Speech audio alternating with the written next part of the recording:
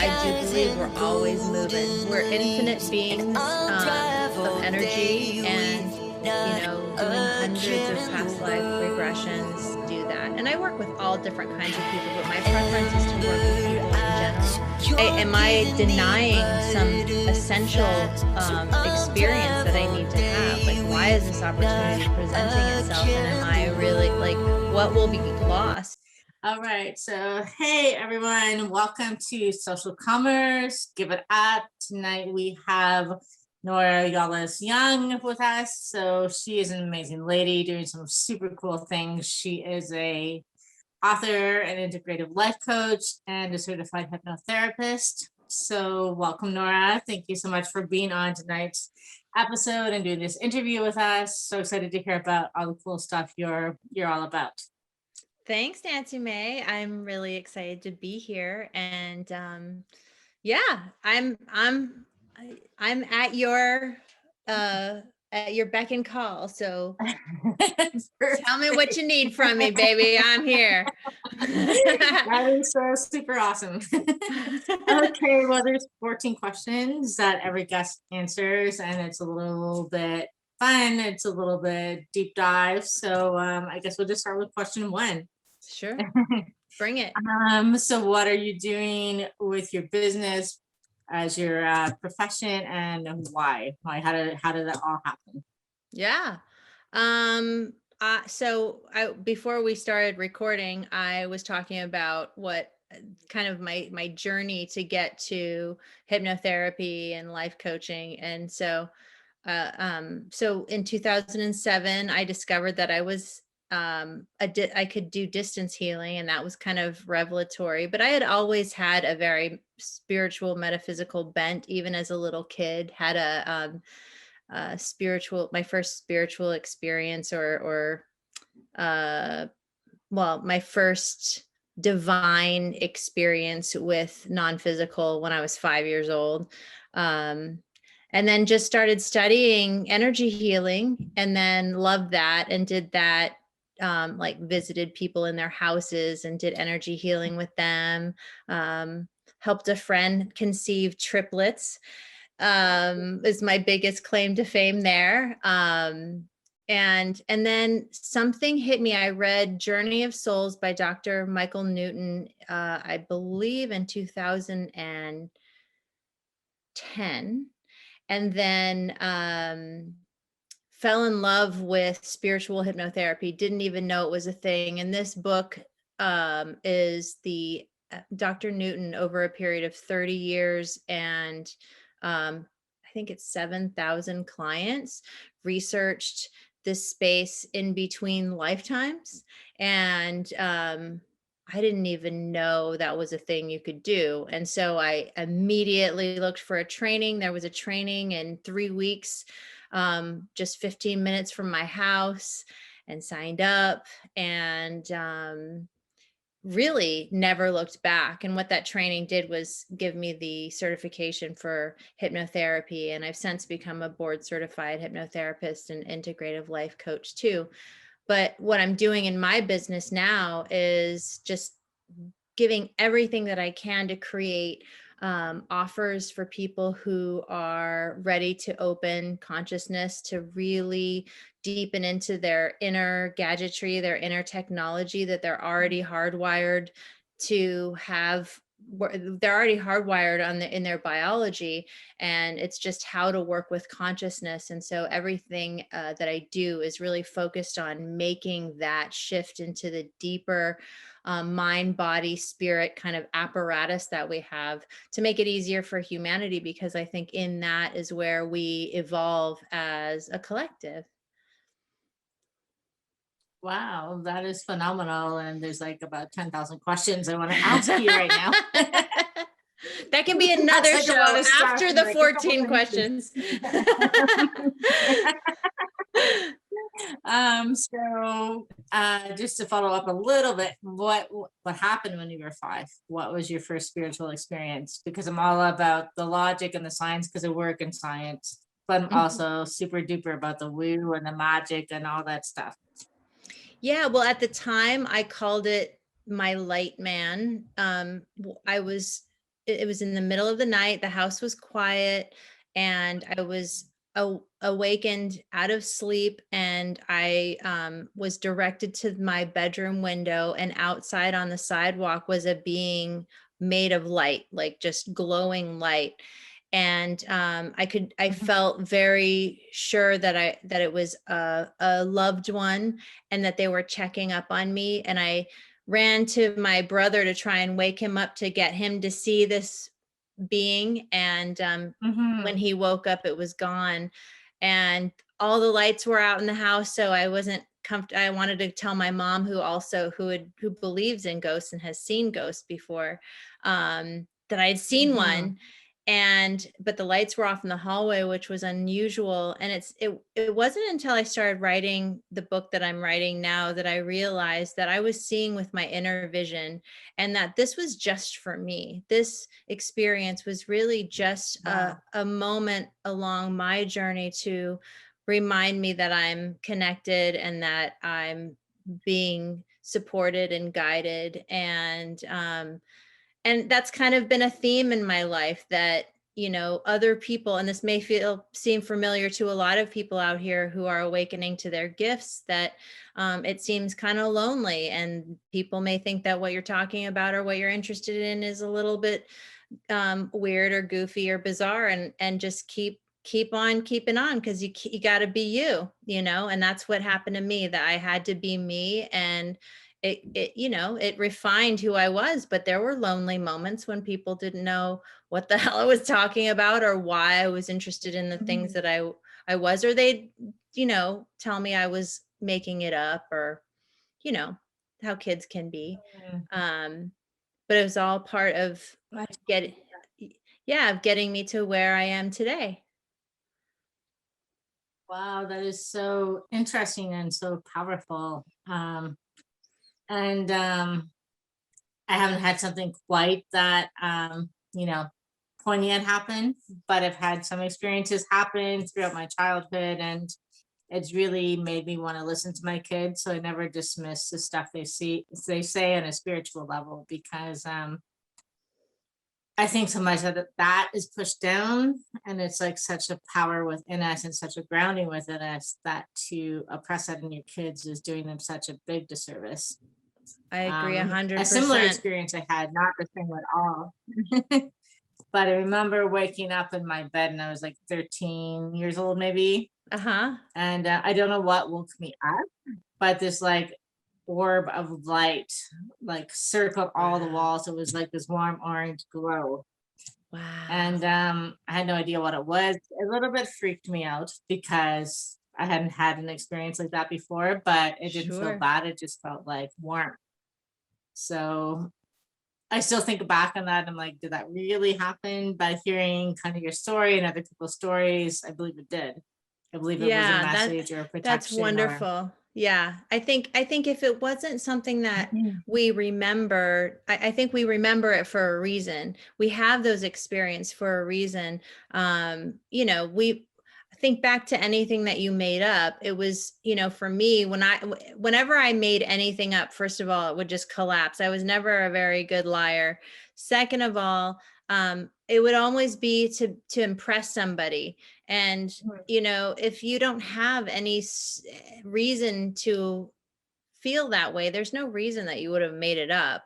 It's just for it's for you. Yes, And it's warm. I mean, I love that you knew that that you could have been freaked out about it, but it was warm, and that was reassuring to you. it just felt like being circled by light, honestly. So, That's so beautiful. That's beautiful. And I agree 100% about how um, kids kids are so open. And a lot of the work that I do is first initially helping people on an emotional level just heal those wounds, of shutting themselves down, because we're too sensitive, not too mhm. sensitive, but we feel so sensitive, that to be in the culture and society that we're in, people shut down their emotional center in order to cope or be a part of what society expects us to be. And but that can be healed, and I think that that's also part of an integral part of our journey, to go through difficulty. Not that we're all supposed to suffer, it's just when we do, it's not to be victimized by what we go through, but to have it, to reclaim what was lost, and then to become empowered and strengthened by those times. I agree with you for sure. Some of the hardest things have been the biggest lessons, and I feel, and personally, what I'm doing that's going to allow me to understand other people more, maybe help them skip a couple of things, which would be super cool. But Yeah. Well, and I think that there's a reason that we have various degrees of difficulties in our lives. And I think some lives are more difficult than others. And we personally experience different levels of difficulties in our lifetimes. And I think if we can figure out how to navigate through difficulty with a sense that I'm going to be getting a lesson out of this, and it's going to make me, I'm going to see something on the other side of this, and just get through it with as much confidence that it's temporary and that there's going to be a learning experience, then we can have that grace that we want under pressure. absolutely, yes, it's one of my favorite words, grace. It's a For great sure. word. It you It can feel is. it. It's palpable. It is. It so much is. Okay, so before we move on to question two, I just Yeah. have to ask you about something you said, and that is the space between lives. And that's something I've always wondered about. I'm like, I do myself believe that we go through many life cycles and journeys and reincarnation and all those things. But I've always had that thing about, so when the spirit passes from this lifetime, is it like immediately moving towards something else, or is there a pause? And that really sparked my curiosity when you said that. Well, I do believe we're always moving. We're infinite beings of energy, and doing hundreds of past life regressions. What I've found is that once people move from the death scene in a previous lifetime, there is a often, depending on the type of death, if it was traumatic, sometimes there's sticking around in the earth plane to say goodbyes, or sometimes traumatic deaths, there are what we would describe as ghosts who are still not ready to pass into the spirit realm, that are still kind of Mhm. earth based. But the idea that they're trapped here is, I believe, a misnomer. It's more of an evolutionary experience. It's like when a person is in a state of trauma after they've lived a traumatic life, and they're not really clear where they are. Maybe they think they're still alive. They just kind of roam around and live in this just sort of pseudo state, but they too have guidance that's available to them. And then when they're ready to sort of be out of their experience and look beyond what's happening, they'll be met by beloved guides and support spirit team that will help them to pass on. But then people can also, humans who find disembodied spirit beings that are kind of stuck, can show them how to transition and go to the light, or go into to just remind them that they've passed, and go to their loved ones. Mhm. Wow, that's so interesting. I mean, it's a side conversation, but I definitely love to hear more about that. Well, Just I'll wondering. say this. I'll just say this, that that's just one very small percentage. Most are beings who have been on this cycle for a long time and know exactly what they're doing, and just go immediately into the spirit realm very easily, connecting with guides, and moving into a period of healing first, and then into a period of reflecting on the lessons of that past life. And Mhm. then it's a very active experience to be in non-physical. There's no I mean, you could do whatever you want, basically. It's all energy and you have no limitations on what can be manifest. So it's a very, I believe for me, my soul, what I understand it to be is very social, very dynamic, lots of movement and play and joy and discovery and yeah, and preparation for other lives if you're coming into other lives. Yes, well, that's definitely how you present all those qualities. So that's not surprising to me at all. Um, okay, I promise I'm moving on to question two, but just one more quick question. So Yeah. I'm like the diehard hopeless romantic. So along those lines, do you believe in like twin flame, deep soulmate love that kind of happens throughout repeat Well, lifetimes, or do you think that's like a myth, fairy tale? Like, what do you think about that? I think it's a very human notion to think that there's just one person that suits us. I do believe it's possible, but I think what's more expansive, I mean, it is possible that at the beginning of a soul there was a split. And I don't know how I feel about that. And this is also coming from someone who is actually a twin. I have a twin brother. So Oh, I've had wow. the experience of a twin in this life, and it's been somewhat tumultuous at times. But I from my understanding is it's so much more expansive than our human minds are allowing to have. I mean, there are so many souls. I mean, it's probably more realistic to imagine that we are great mates, friends, and beloveds of everyone on the planet. You know, there are people that we click with and connect with, and those are probably people that are like our soul group and that we love, and Mhm. just you just know them. And but even people who play villains in our lifetime may be the closest of buddies in spirit realm. It's not as polarized as it is here on earth. Like, we're going through this drama here that we want to participate in. It's not a bad thing. We're not like forced to go through it. We are like signing up like, ooh, I want to do this. And people Kind of find like it an hard escape to room. believe, huh? I said, sounds a little bit like an escape room adventure. Yeah, yeah. Seriously. Well, if you're non-physical, there are a lot of things in the physical reality that you can experience that you wouldn't otherwise be able to, like eating Mhm, amazing food, making love, exercise, swimming mhm, in the ocean. I mean, I think you can have degrees of that in non-physical, but it's not the same. Speaking, singing, uh laughing, all these physical things that we do that are so magnificent. That is why we came to have fun and to have experiences. And I think it's very easy to get heavy about, because mhm, there's a lot of heavy stuff going on. And I don't mean to minimize anyone's struggle. And but I also think that there's more beyond the struggle.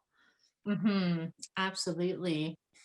So in terms of the clients that you work with, do you have a, I guess, target client, or are you open to many people, or who who do you work with mostly?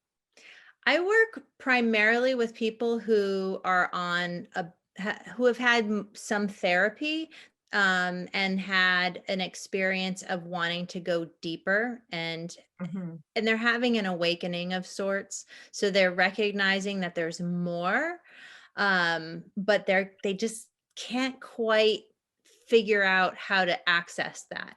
And so hypnotherapy is a great way to do that. And I work with all different kinds of people, but my preference is to work with people in general who have an awareness of consciousness and have probably been meditating, more of the woo woo types, people who are open minded and more on the woo side and willing to open up to possibilities that and altered states of consciousness mhm. within themselves. Oh, That's more fun for me. I can imagine for Yeah, sure. yeah. Okay, so you're doing some super interesting and amazing things, that is for sure. So question number 2 is, what would you never want to do as a job or profession? Oh, it's such a good question. What would I never want to do? Never. I would never want to be a politician. Mhm.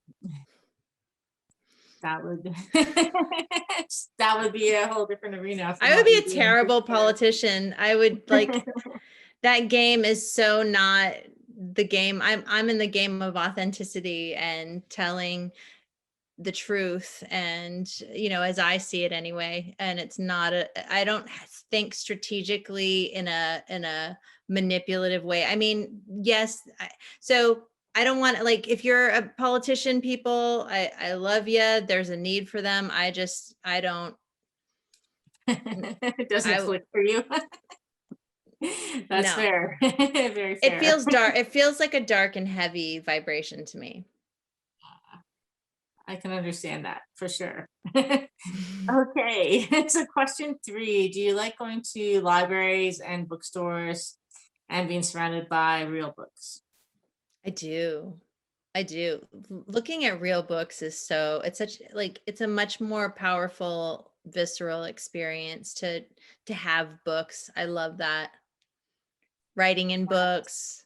Yeah, dog earing books. I like my books get beat up pretty quickly. I'm not one of those people that keeps them pristine.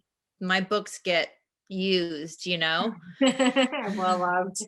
Yeah, they're well loved. Amazing. And I kind of totally appreciate the tangibility of that. There's something about the smell and the feel and the turning of the pages that's just different than what you can get from a digital platform, for sure. Absolutely. Mhm. Absolutely. Okay, so what is the most daring thing that you've ever done? Ooh, I've done a lot of daring things. One of the things that is happening in my life that I mean, this lifetime, it hasn't been a very fearfully oriented lifetime. I would say, um, well, this, I guess, took a lot of chutzpah, I guess. So my father was a pathologist, and he worked in a hospital on Maui. And when I was in college, I thought I might want to maybe go into the FBI and investigate death, like crime, like a medical Oh, legal wow. crime Mhm. scene person. And so his partner was a medical legal pathologist, and he let me do an internship with him over the summer. And I was in the morgue with him, like observing how autopsies are done. And on Maui, it was so small that you could definitely tell, like, you knew the story, the backstory. There were, like, Yeah. not a lot of people would die. And so that was one of the early times that I was like, I am so much more sensitive than I can't handle this work, because I don't know if you know anything about what happens in an autopsy, but it is violent. It is incredibly, it's a very violent act. I mean, it's akin to, like, I mean, I don't want to upset anybody because it's pretty brutal, but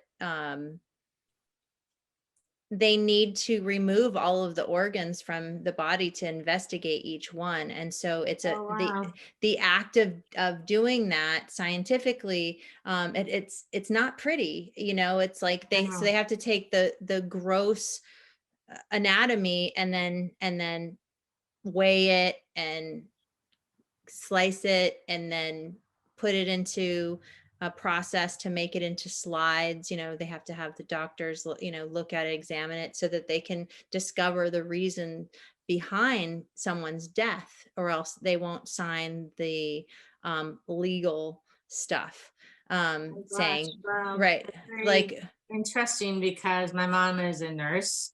uh-huh. So I remember that she had very strong feelings against autopsies unless they're like completely necessary. She never explained why, but now I get it. That gives a lot of insight.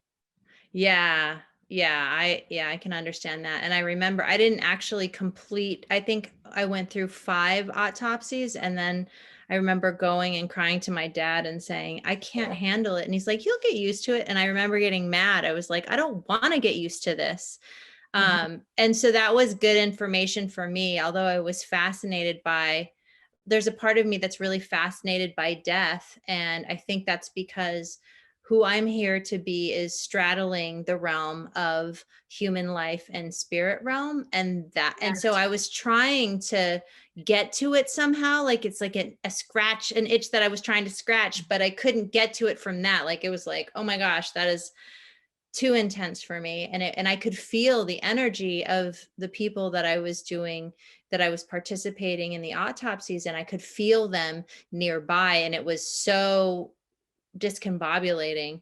And I didn't really know how to manage that information. And so later when I was doing archaeology, I was working with a lot of burials, and that too got energetically interesting because the bones can sometimes speak to you. And literally, I got literally zapped once by a child's burial. And that was a crazy experience, but that was another moment in my life where I was just kind of being guided and shown, you know, like your sensitivity is going to lead you somewhere. So just pay attention. And it was really something I had to pay attention to. So yeah, I don't know if that's daring. I've done stupid stuff, you know, I'm really glad that I'm alive, but that to me was it's sort of a juicy story.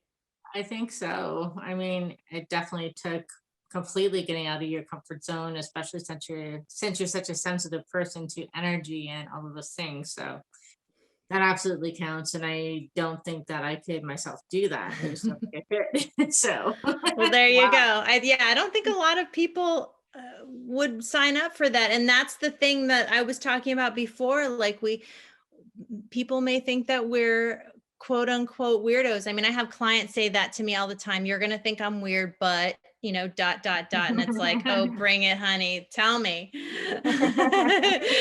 Try me. Well, that's a very safe space that people need just to put it out there, right? Whatever it is they're bringing to you. Oh That's yeah, amazing. absolutely. That's the goal. Awesome. Okay, so what is something that you wish you had said yes to? Well, I can't think of a single thing. Nothing's coming to mind. I don't think there's anything that I have regrets about saying no to. That's great. It means that you have said yes at all the right moments, and that's great. Yeah. I trust my guidance emphatically. And I also know that I can't screw it up. Like no matter what happens, I can't screw it up. That's a lot of peace of mind because I remember before, I'm not even completely sure where this whole journey and awareness and all this stuff exactly began, but I remember before that thinking that so much agony over making a decision because what if it was wrong? What Yeah. if the consequences were wrong? But I understand totally what you're saying because going Yeah. forward is a lesson, but nothing is irreversible or not something that you can move forward from. But I think that's like such an important message for people to know. And I love I that you share that. I think what I think of is, what will it cost me to not make this decision? Ooh, that's powerful. Yeah, it's like what am I denying some essential experience that I need to have? Like, why is this opportunity presenting itself? And am I really like, what will be lost? So recipe, and I got home and I looked at the recipe and I was like, there's no way I'm going to make this. I'm going to take all of this back, you know? And so I'm not even going to make it. I bought it all. I was excited shopping, and then I got home and I'm like, who am I kidding? Well, there you go, right? Yeah, I'll just take it all back. It's fine. Yeah, recipes feel too much like science experiments, more than 5 ingredients, and I'm out. I know, me too. It's I know that typically this is like 20 ingredients and Oh, wow. anyway, yeah, no. I A guess whole I just food is wanted always to fun. be shopping and picking it out, and I didn't want to actually be making it. I would like to eat it. They're like these collagen cocoa walnut balls that sound so Oh, good, but I'm not making interesting. them. Somebody's gonna have to make them for me. If you want to make them, send them to me. I'll let you know. Get in touch with me. For sure. Personal chef is your next level up. Okay. What was a pivotal moment that changed things in a big way for you? uh Pivotal. A pivotal moment in my life. I mean, there's so many, there's so many. Um, I think my first time going to Burning Man was a really pivotal moment for me. I don't know if you've ever heard of that festival. It's a huge Um, festival it's an arts festival in Nevada. Um, okay. and it's epic, and people like, it's such a high vibrational experience, and there's so much art. And if you haven't heard of Burning Man, I would encourage you to check it out, because Heard the name, but I don't have the information, but it sounds pretty cool. it was where me and my husband met, and we both had been going for years, and we would both go every year because it would reinstate our faith in humanity, because there was so much serendipity and joy, and it's where people were really not afraid to just share their soul expression. And so you Mhm. dress a totally different way, and who you are, like, people change their names for the duration of the event. It just brought a different perspective of humanity to me, that was like, we can build whatever we want, like we can really have a powerful vision. And it's a totally um there's no commerce going on there, so people just bring everything that they need in order to live, and then they share stuff. It's a gifting and bartering community too, so there's so much gifting. And I could go on, but that was pivotal for me, is just knowing that Burning Man existed, and knowing that that was a part of my heart. Oh, amazing. That sounds really powerful. I'm definitely going to check that out. Yeah, Sure. the pictures are awesome. There's a lot of footage of Burning Man out there, so yeah, have fun. Oh, cool. Okay. What is something you thought that you would love but ended up not liking at all? Oh, that's easy. I thought in 2000, or no, 1997, I went to Israel to become a biblical archaeologist, and worked with Harvard for the summer, and then ended up at a excavation up at the Syrian-Lebanese border. And after 3 months, I was so miserable, and like, I got sick. And plus, I was up at the Syrian Lebanese border with Israel. It's not a safe place. Oh, wow. And that whole country has been at war in some way, or just been in a tumultuous state really since the birth of civilization. And so the energy of that land was not good for my being. And so I eventually had to figure out that it wasn't the right thing. But I had told everybody that I was going to spend a year there, that I was going to learn Hebrew, that, all these things. And that just did not happen. And it wasn't, I was hell bent on being there. And then a woman that I was with was like, "Can I ask you, why are you here? You seem like you're miserable." And I was like, "I don't have to be here. I don't have to be miserable. I can leave." And so I left. That is so powerful, right? I feel It like it's didn't just occur to something me so, otherwise, though. yes, I think we just really don't realize we have the power to not do something. Thank goodness it was just not the right thing. And I really had convinced myself that it was. So, Wow, um, that's so yeah. interesting. And archaeology, just connect, being in your energy and talking to you, it just seems like archaeology on some levels is like so static compared to the vibrancy you bring. I get Well, the it's history and the interest in it, but I get why you transitioned. I can see that. yeah, yeah. Well, it's funny. In a way, hypnotherapy is like a type of excavation. Like we're Yeah. excavating into the deeper realms of soul, mind, and of consciousness. So maybe that was part of my way of exploring that too. But I remember because I was working as an archaeologist when September 11th happened, 2001. And I was in downtown San Francisco excavating a gold rush era ship out of the financial district of San Francisco.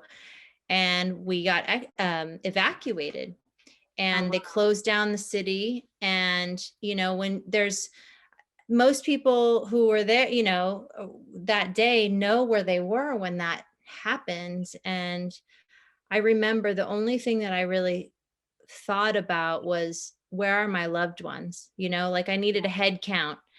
And I realized, as cool as archaeology had been for me and such a wonderful career, it was just stuff. Like at the end of the day, we were just documenting and collecting stuff. Yeah. And it's cool stuff, but they're not lives. And I think that was a pivotal moment when I realized that I needed to start working with living, breathing people. Wow, that is so powerful and such a big metaphor, right? For a lot of stuff we can get caught up in in terms of working and material and, like you said, collecting stuff. Yeah. Yeah. Wow. Yeah. Amazing. I am not a collector of stuff anymore. I'll tell you, I'm the first to go, okay, let's get rid of that because it's just stuff. Yes, yes, absolutely. Wow. Amazing. Okay, so this is a little less serious. Are you the first person on the dance floor? Yeah. Oh, hell yeah. Without a doubt. Absolutely. That is awesome. And something I've noticed as a trend among the people I've talked to, no one said that they held back. So I think that's a big statement Oh, about how people cool. live their lives. Uh-huh. Oh, Everyone I've asked a cool. question to has said yes so far. So Oh, that's really interesting. yeah. That's cool. That's a great little nugget of wisdom there. Mhm. Okay, so if you could share only one thing about yourself, what would it be? One thing about myself.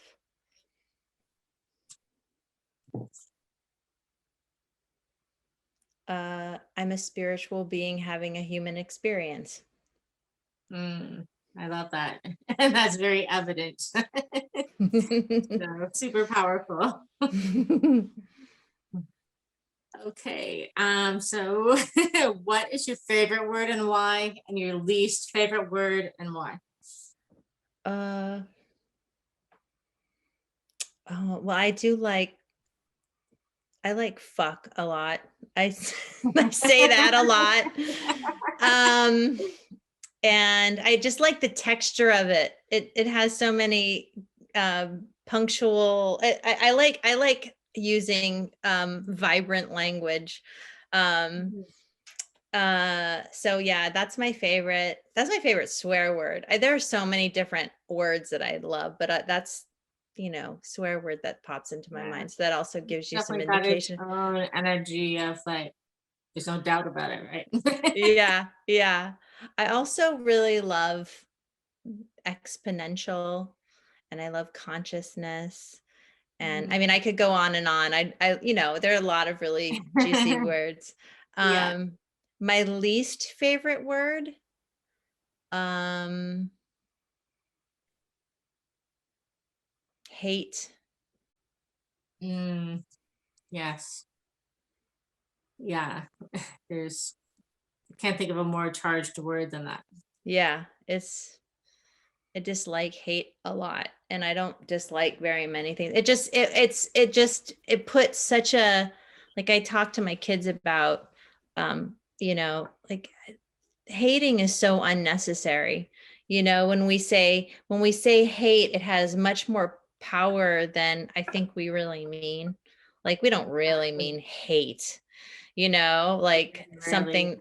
yeah, it feels so like such a final judgment type energy. And it's like, you could dislike something, you could not be interested in something, but to say hate is a little more, I think it's there's a lot of unconscious use of the term hate.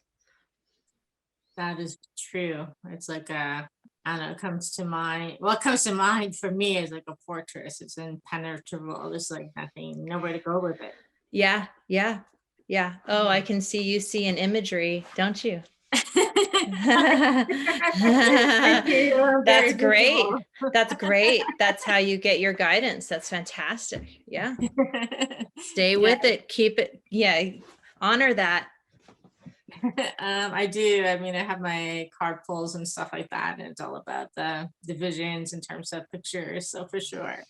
Oh yeah, you've done my card pull. That's right. That's how Yeah, we've that's done. right. That's how we That's sort of, connected. yes. Not sure how that happened, but yes, that's right. We did. Yeah, I love it. Yeah, it was great. Okay. Do you fight fair in an argument? Absolutely.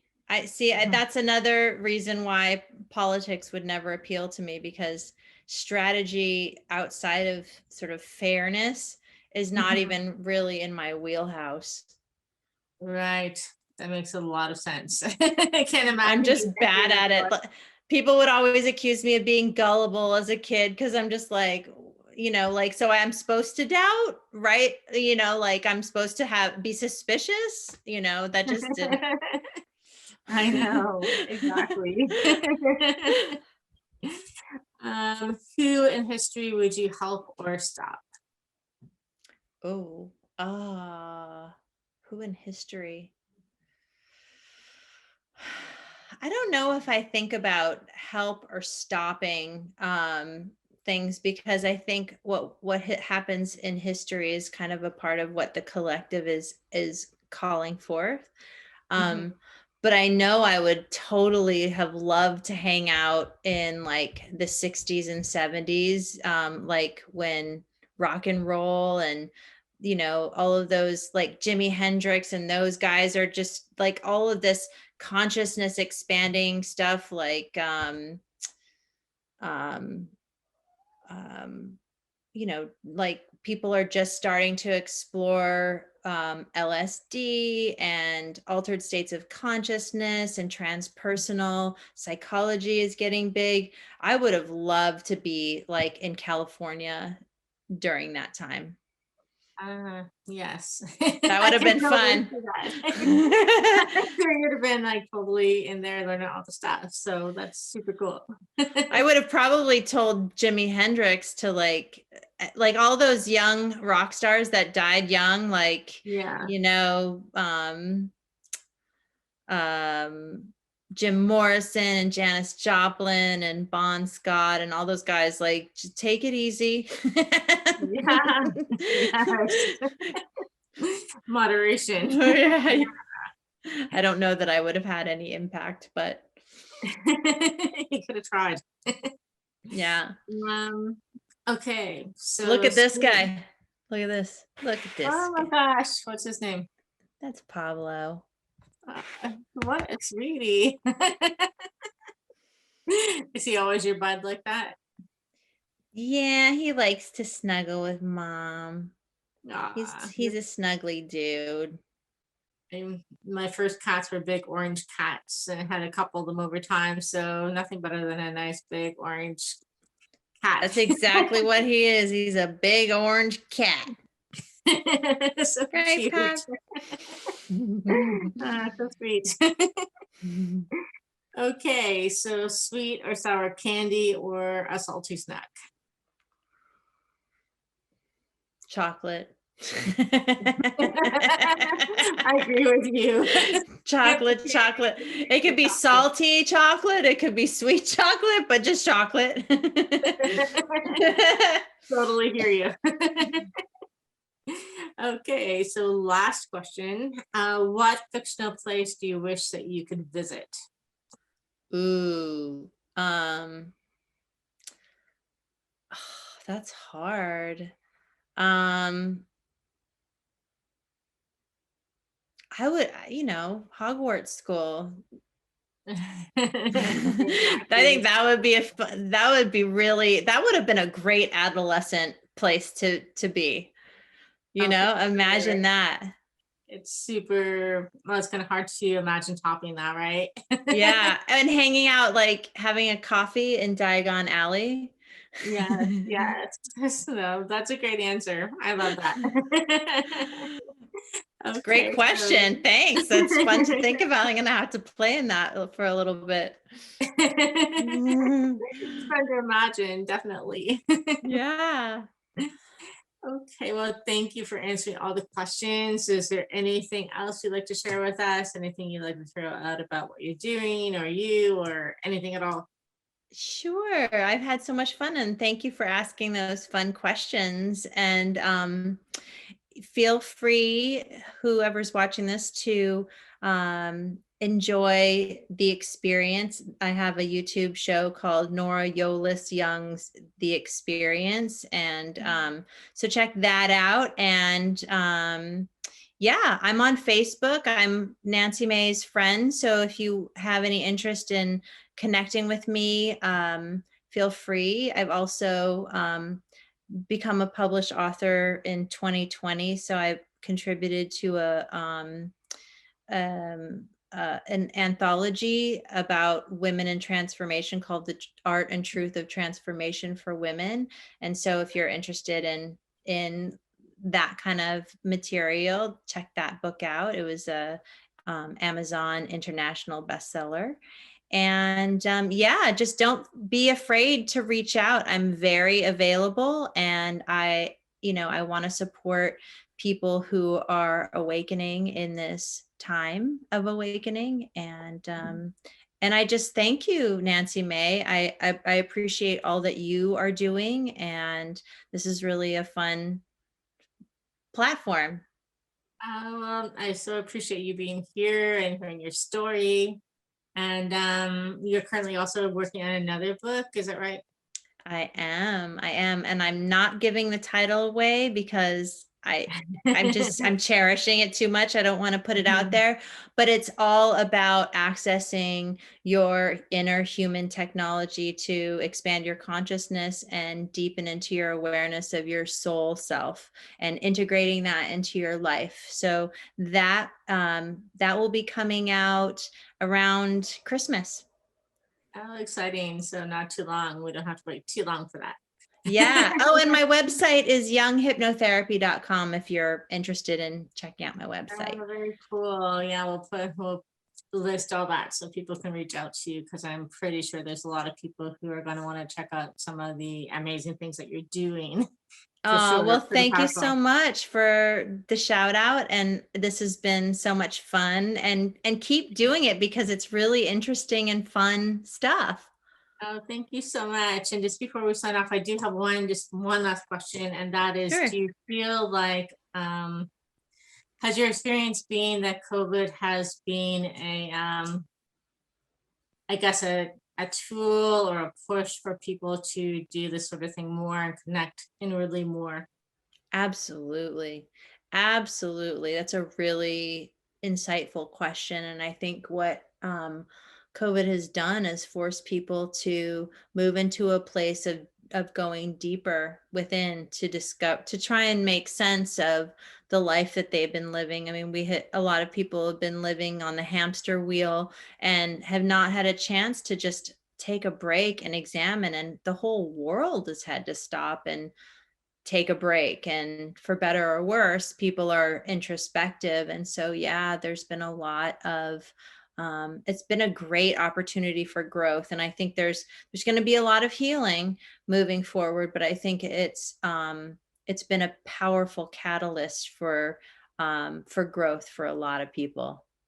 For sure. So going forward, despite all the bad stuff that's happened, I'm really hopeful myself that people will take that take home message away from this whole experience. So going forward. Yeah, that's my hope too. And I agree. And you know, difficult doesn't mean that we can't get through it. We can, you know, rise through the ashes and become even better when things are tricky.